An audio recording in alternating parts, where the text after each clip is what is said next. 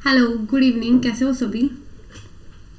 आज हम करेंगे अपना पोस्ट मॉडर्न, ठीक है, जिसके अंदर हम पढ़ने वाले हैं यूनिट 7, ठीक है, बीपीएससी 101 का यूनिट 7 पोस्ट मॉडर्न चैप्टर आज हम स्टार्ट कर रहे हैं। ठीक है, ये पार्ट 1 होगा, पार्ट 2 भी मैं बहुत जल्दी लेकर आ जाऊंगी। ठीक है, और काफ़ी छोटा सा पार्ट होगा वो, उसमें क्योंकि 2 थिंकर्स की बात की जाएगी और 2 टॉपिक और होंगे। ठीक है, तो स्टार्ट करते हैं अपने इस टॉपिक को, जिसके अंदर हम इंट्रोडक्शन पढ़ेंगे।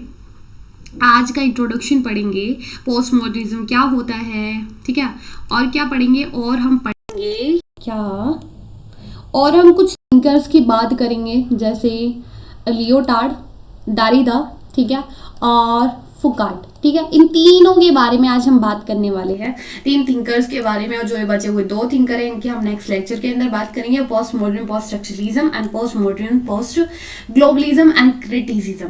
ये हम 4 जो टॉपिक है ये नेक्स्ट पार्ट के अंदर देखेंगे। ठीक है, तो स्टार्ट करते हैं अपने इस टॉपिक को, जहाँ पे हम इंट्रोडक्शन पढ़ने वाले हैं। पोस्ट मॉडर्निज्म होता क्या है? तो पोस्ट मॉडर्निज्म एक माना जाता है, इसको कंसीडर किया जाता है एक रिएक्शन। क्या? एक रिएक्शन किसके अगेंस्ट? मॉडर्निज्म के अगेंस्ट। किसके अगेंस्ट? मॉडर्निज्म के। अब जो ये पोस्ट मॉडर्निज्म जो वर्ड है ये क्या है? ये एक फिलोसफिकल मूवमेंट है। क्या है? फिलोसफिकल मूवमेंट है जो कि किसके बाद आया है? मॉडर्निज्म के बाद आया है। ठीक है, अब ये जो मूवमेंट है कब स्टार्ट हुआ था? जो पोस्ट मॉडर्निज्म जो मूवमेंट है ये कब स्टार्ट हुआ था? ये 20 सेंचुरीज के लेट 20 सेंचुरी में स्टार्ट हुआ था। ठीक है, पोस्ट मॉडर्निज्म क्या है? एक रिएक्शन है किसके अगेंस्ट है? मॉडर्निज्म के। और पोस्ट मॉडर्निज्म एक फिलोसफिकल मूवमेंट होता है जो कि मॉडर्निज्म के बाद आता है। और ये मूवमेंट कब स्टार्ट हुआ था? 20 सेंचुरी में। ठीक है, लेट 20 सेंचुरी में। अब क्वेश्चन आएगा कि भाई ये तो अगेंस्ट है किसके? मॉडर्निज्म के। जब हमको मॉडर्निज्म ही नहीं पता तो पोस्ट मॉडर्निज्म कैसे बताएंगे, है ना? तो पहले हम समझते हैं मॉडर्निज्म क्या होता है। मॉडर्निज्म एक प्रोडक्ट है। मॉडर्निज्म वो प्रोडक्ट था किसका? इंडस्ट्रियल इरा का। जब हमारा इंडस्ट्रियल रिवोल्यूशन आया था तो उस टाइम पर जो जितने भी प्रोडक्ट थे, जो ट्रेडिशनल मैथड थे, ठीक है, जो रीजन थे, जो ट्रेडिशनल मैथड रिप्लेस हो रहे थे किसके अंदर? रीजन और साइंस पर, तो उसको मॉडर्निज्म बोला जाता है। ठीक है, और ये रिजेक्ट करता है किसको? ट्रुथ को। ठीक है, सिंगल मीनिंग ऑफ ट्रुथ को, कि एक कोई सच नहीं है। ठीक है, ये चैलेंज करते हैं जो पहले से धारणाएं बनी हुई है सोसाइटी के अंदर, जो कल्चर बना हुआ है। ठीक है, उन सब चीजों को कौन? मॉडर्निज्म क्या करता है? चैलेंज करता है। ठीक है, अब जो पोस्ट मॉडर्निज्म जो वर्ड है ये पहली बार यूज किया जाता है 1940s में। एक आर्टिकल था किसका? हैबर्ट का। हैबर्ट एक जर्नल होते हैं, उनका एक आर्टिकल था, पहली बार पोस्ट मॉडर्न वर्ड यूज किया जाता है जे थॉमस के थ्रू। ठीक है, ये थॉमस के थ्रू, सॉरी ये हैबिट जर्नल, ठीक है, तो इनके थ्रू ये यूज किया जाता है। अब जो ये आर्टिकल है ये क्या बताता है? ये ट्रांसफॉर्म करते हैं किसको? एटीट्यूड को, बिलीफ को, कि कैसे जो एटीट्यूड है, जो बिलीफ है, वो क्या हो रहे हैं? वो चेंज हो रहे हैं, ट्रांसफॉर्म हो रहे हैं किसके अंदर? क्रिश्चियनिटी जो सोसाइटी है, मतलब पहले क्या था, जो चर्च था वो क्या करता था? डोमिनेट करता था। ठीक है, अब यहाँ पर जो उनके एटीट्यूड है, जो उनके बिलीफ है, जो ट्रांसफॉर्म होते हैं, तो इनको यहां पर डिस्क्राइब करते हैं कौन? जे थॉमस अपने आर्टिकल में। ठीक है, आगे इतना समझ में? आगे चलते हैं। 19वीं सेंचुरी में जो हमारे आर्किटेक्चर था, लिटरेचर था, आर्ट था, फिलोसफर था, ethical, political science, sociology, anthropology, economics, इन सबको ना पहले क्या होता था? 19वीं सेंचुरी से पहले अलग अलग पढ़ा जाता था। ठीक है, पॉलिटिकल साइंस अलग होगा, फिलोसफी अलग होगा। ठीक है, लेकिन बाद में 19वीं सेंचुरी के बाद इन सबको एक जगह लेकर आया जाता है। बोला जाता है कि ये अलग अलग नहीं है, ये सब एक दूसरे से जुड़े हुए हैं। ठीक है, ये सेपरेट नहीं है। पोस्ट मॉडर्निज्म को बोला जाता है कि इसका कोई अपना खुद का कोई डायरेक्शन नहीं है, सिर्फ क्या है? ये सिर्फ एक रिएक्शन है किसके? मॉडर्निज्म के। इसका कोई डायरेक्शन नहीं है। ठीक है, पोस्ट मॉडर्निज्म के अगर हम कुछ थिंकर की बात करें, लियोटार्ड, डारिदा एंड फुकार्ट, इनके बारे में हम डिटेल में भी पढ़ेंगे, लेकिन आपको इन तीनों के बारे में ध्यान रखना है। ठीक है, अब पोस्ट मॉडर्निज्म होता क्या है? पोस्ट मॉडर्निज्म एक स्टाइल है किसका? थॉट का, कि आपका सोचने का जो स्टाइल है वो क्या है? पोस्ट मॉडर्निज्म है। ठीक है, पोस्ट मॉडर्निज्म क्या है? एक स्टाइल ऑफ थॉट है जिसके अंदर क्लासिफिकल नेशन होता है, ट्रुथ, रीजन, आइडेंटिटी, ऑब्जेक्टिविटी, इन सब की बातें की जाती है। ठीक है, किस चीज की बातें की जाती है, रीजन की, आइडेंटिटी की, ऑब्जेक्टिविटी की, ठीक है। और ये अगेंस्ट होते हैं जो नॉर्म्स होते हैं, जो आइडियाज होते हैं, जो पहले से धारणाएं बनाई जाती है, ठीक है, सोसाइटी के अंदर, उस चीज के अगेंस्ट होते हैं, ठीक है। आगे चलते हैं। तो ये देखा हमने पोस्ट मॉडर्न क्या होता है। पोस्ट मॉडर्न अगेंस्ट था, एक शार्प रिएक्शन था कि इसके मॉडर्निज्म एक इंडस्ट्रियल इकोनॉमिक प्रोडक्ट होता है, और पहली बार ये वर्ड यूज किया जाता है हमारे एक थॉमस के थ्रू, हाँ थॉमस ही था उसके नाम, ठीक है, उसके थ्रू ये यूज़ किया जाता है। पहला वर्ड जहाँ पे डिफाइन करते हैं कि कैसे जो क्रिश्चियन सोसाइटी है वो ट्रांसफॉर्म हो रही है टाइम टू टाइम, और पहले इन सब्जेक्टों को अलग अलग तरीकों से पढ़ा जाता था, अलग अलग माना जाता था, लेकिन इन सबको एक साथ लेके आया जाता है। पोस्ट मॉडर्न थिंकर की बात करी, फिर हमने पोस्ट मॉडर्न के बारे में जाना, ठीक है। अब आते हैं हम कुछ थिंकर्स की बातें करते हैं। फ्रांचोइस लियोटार्ड, ठीक है, ये जो लियोटार्ड है ना, ये हमारे फ्रांच फिलोसोफर है, ठीक है, फ्रेंच पॉलिटिकल फिलोसोफर है, और ये कल्चर को ना क्रिटिक्स करते हैं, बोलते कल्चर वल्चर कुछ नहीं होता, ठीक है, और ये काफी इन्फ्लुएंस रहे किससे, पोस्ट मॉडर्न फिलोसफी से, ठीक है, तो पोस्ट मॉडर्न से काफी प्रभावित रहे हैं।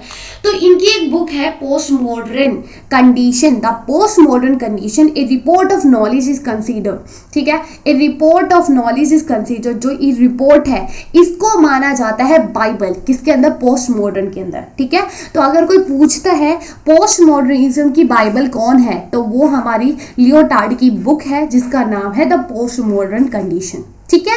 ये सर्वे करते हैं किसका, साइंस और टेक्नोलॉजी का, ठीक है, जहां पे ये बात करते हैं कि नॉलेज, ठीक है, नॉलेज कैसे रिप्लेस हो रही है ग्रैंड नरेटिव से, ग्रैंड जो नरेटिव है वो कैसे रिप्लेस कर रहा है लिटिल नरेटिव्स में, ठीक है, पोस्ट मॉडर्निज्म के अंदर।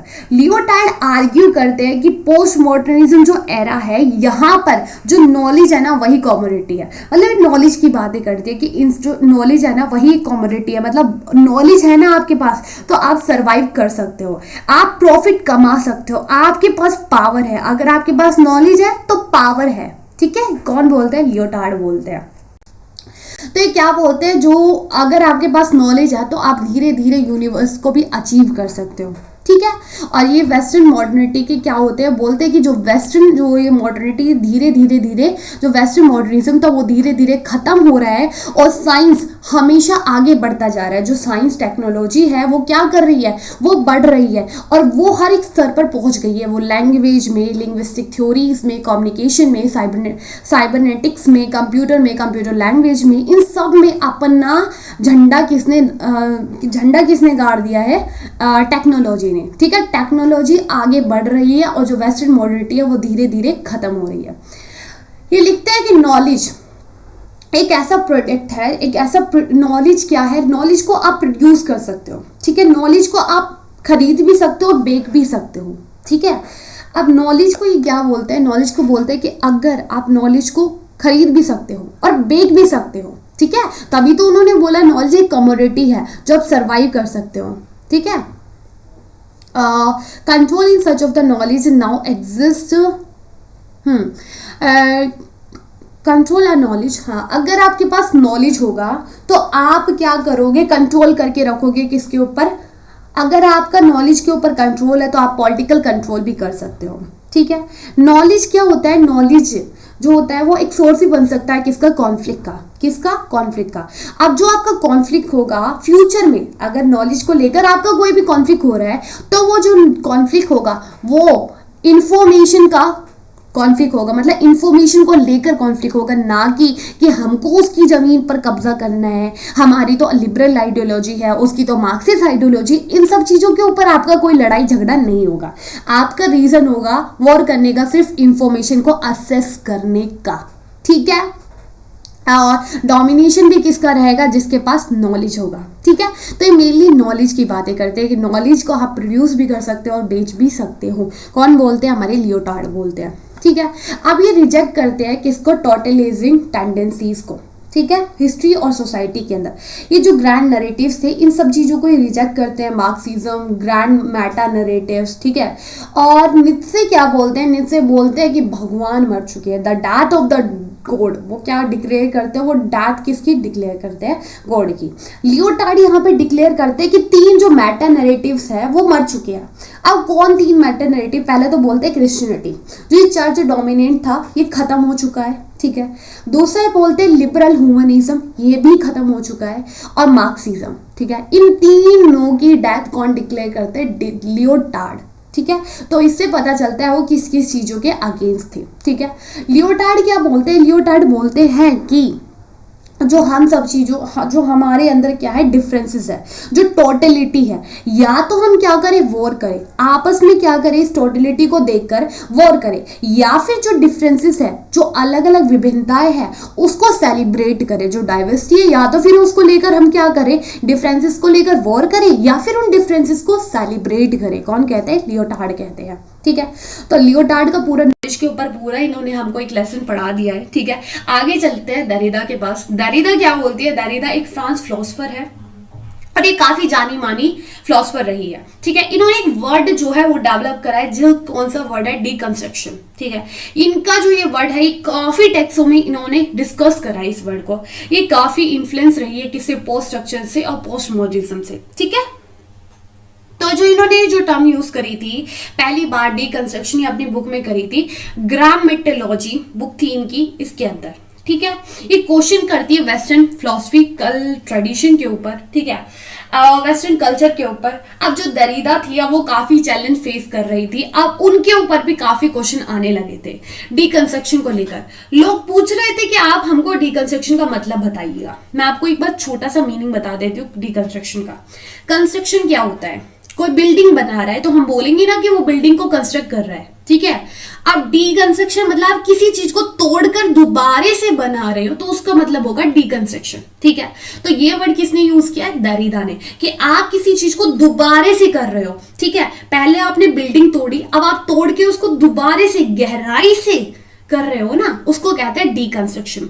तो ये रिफ्यूज करती है क्लियर कट डेफिनेशन देने का, बोलती है कि देखो इसका कोई सिंगल डेफिनेशन नहीं है, मेरे पास कोई एक्चुअली मीनिंग नहीं है, ठीक है।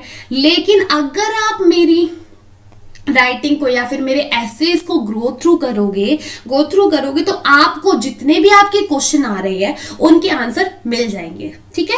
जो आप ये क्वेश्चन कर रहे हो ना कि डीकंस्ट्रक्शन क्या होता है, ये जो आपके क्वेश्चन है इन सब का आंसर आपको मेरे एसे में मिल जाएगा। कौन बोलती है, दरिदा बोलती है, ठीक है।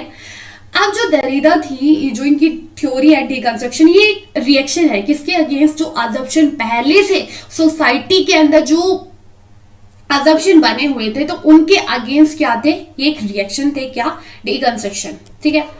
अब क्या होता है दरिदा, डीकंस्ट्रक्शन मतलब कि तोड़कर आप दोबारा से कुछ नया बनाओ, ठीक है। तो पहले से जो बने हुए थे अजम्पशन उनको तोड़कर दोबारा से ये किसकी बात कर दी है, बनाने की बात कर दी है, ठीक है। तो ये सिंपल सा उसका क्या हुआ, अगेंस्ट रिएक्शन ही तो हुआ, है ना। तो दरिदा बोलती है कि जो पहले से जो सिस्टम चला आ रहा है ना, वो हमेशा हमको क्या दिखता है, बाइनरी दिखता है। क्या दिखता है, बाइनरी दिखता है, ठीक है। हमेशा हमको बाइनरी मीन्स दिखता है, मतलब कुछ अच्छा है तो बुरा भी है, ठीक है।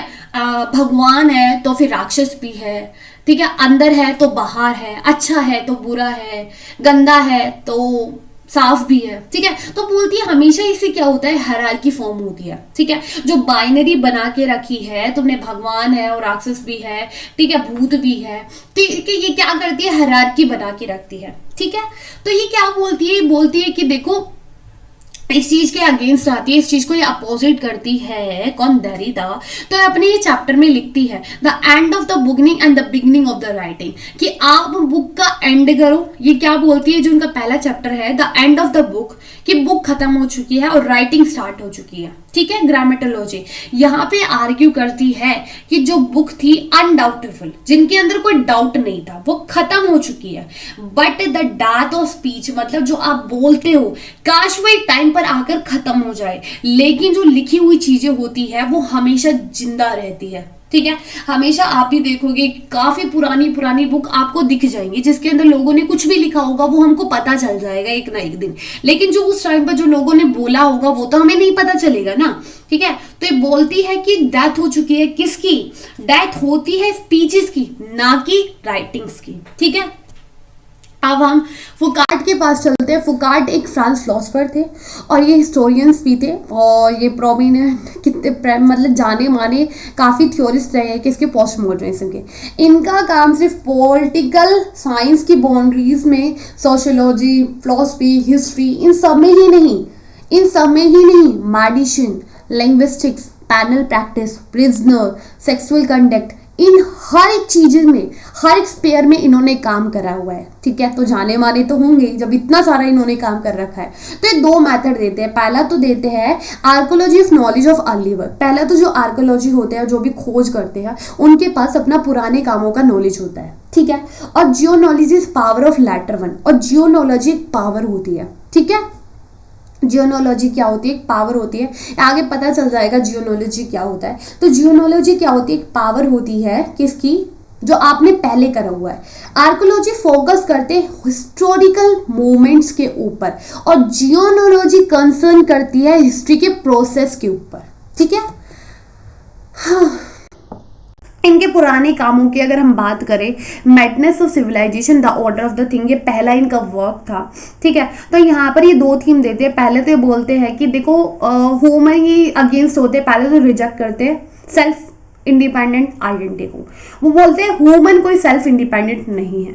दूसरा ये स्ट्रक्चरलिज्म, ठीक है, स्ट्रक्चरलिज्म और ह्यूमन लिबरलिज्म की अगेंस्ट होता है। तो इससे पता चलता है ये लिबरल आइडियाज के काफी अगेंस्ट थे। कौन? हमारे पोस्ट मॉडर्न वाले। ठीक है, तो ये क्या बोलते हैं कि ये रिजेक्ट करते हैं जो थीम रही है किसके? हिस्ट्रीज के आइडियाज की। ठीक है, तो बोलते हैं टोटलाइजेशन का जो प्रोसेस होता है ना, वो क्या करता है? वो क्या बोलते हैं कि जो आपको पहले से हिस्ट्री में पढ़ाया जा रहा है, जो वहाँ पे लोग थे वो सिर्फ बंधे हुए नहीं थे। वो बोलते हैं कि एक जगह पर उनको कभी बांधा नहीं गया था, वो फैले हुए थे काफ़ी साइट्स में, काफ़ी रेंज ऑफ साइट्स में फैले हुए थे काफ़ी टाइम तक, और काफ़ी एक्टिविटीज़ में उनका हाथ था। ठीक है, तो ये था स्ट्रक्चरलिज्म, टोटलिज्म। ठीक है, जिसके ऊपर ये आर्ग्यू करते हैं। मेरे को भी नहीं पता चला क्या हुआ है। आगे चलते हैं। फुकार्ट क्या करते हैं? मॉडिफाई करते हैं एक आइडिया। ठीक है, जियोनोलॉजी। अब ये आप बहुत पहले से पढ़ रहे हो, बता दो ना जियोनोलॉजी का मतलब क्या होता है, तो आ गए इसके ऊपर। ठीक है, तो जियोनोलॉजी ऑफ मोरलिटी।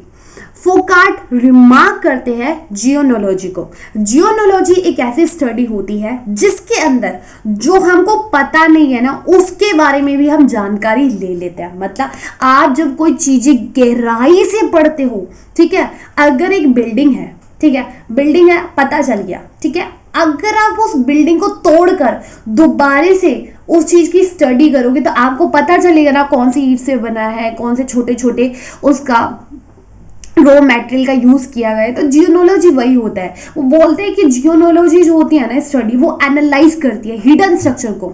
ठीक है, जो अब तक नहीं पता चला था सोसाइटी के अंदर, जो अभी तक नहीं पता चला सोसाइटी के अंदर क्या है, तो उस चीज को दिखाती कौन? जियोनोलॉजी। ठीक है, ये आइडियोलॉजी, ये पावर रिलेशन हर एक चीज को दर्शाती है। ठीक है, और ये अगेंस्ट रहे थे किसके? अगेंस्ट मार्क्सिज्म और लिबरलिज्म के। ठीक है, सारे पोस्ट मॉडर्न वाले अगेंस्ट रहे हैं लिबरलिज्म मार्क्सिज्म के। ठीक है, फुकार्ट आर्ग्यू करते कि पावर कभी किसी क्लास या किसी इंडिविजुअल के हाथ में नहीं होती है। ठीक है, पावर कभी आपको किसी एक इंसान के पास में या फिर किसी ग्रुप के हाथ में नहीं दिखेगी। ठीक है, अपर क्लास, लोअर क्लास इनके हाथ में नहीं दिखेगी। ठीक है, बोलते पावर जो होती है ना, वो चलाई जाती है एक सोशल स्ट्रक्चर के थ्रू। ठीक है, जो पावर होती है वो ना यहाँ है ना वहां है, ना मेरे पास है ना आपके पास है। पावर जो है वो नेट लाइक स्ट्रक्चर है, मतलब जाल की तरह फैली हुई है। ठीक है, अब वो बताते हैं पावर क्या होती है। तो पावर में इन्होंने बताया जो पावर होती है वो हमेशा एक्सरसाइज की जाती है रिलेशनशिप के थ्रू। ठीक है, रिलेशनशिप के थ्रू क्या एक्सरसाइज की जाती है? पावर। फुकार्ट यहाँ पर जो एनालाइज कर रहे हैं वो पावर रिलेशन को कर रहे हैं, ना कि वो ये बता रहे हैं पावर क्या है। ठीक है, यहाँ पे पावर रिलेशन बता रहे हैं। अब पावर रिलेशन क्या हो सकता है? कोई भी प्रैक्टिस हो सकती है, कोई भी तौर तरीके हो सकते हैं। ठीक है, कोई भी टेक्निक्स हो सकती है हमारी सोसाइटी के अंदर। तो ये सब क्या होते हैं? पावर रिलेशन होते हैं। ठीक है, ये अगेंस्ट है किसके? All social relation are the relation of power.